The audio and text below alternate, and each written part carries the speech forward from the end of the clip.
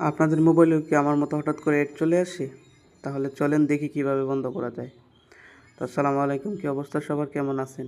আমি আপনাদের সাথে আছি এহসান। তো আশা করি সবাই ভালো আছেন।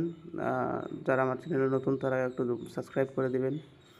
আর চলেন আপনাদেরকে আমি দেখাবো যে কীভাবে আপনারা অ্যাড বন্ধ করবেন। ফার্স্ট অফ অল চলে যাবেন আপনার সেটিংসে যাওয়ার পরে এখানে মোর কানেকশন দেখবেন।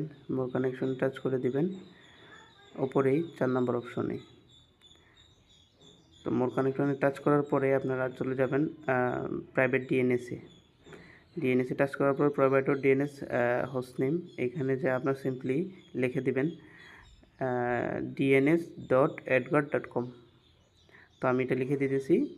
তো আপনারা ওইখানে প্রোভাইডার নেমে এটা লিখে দিবেন হোস্টনেমটা।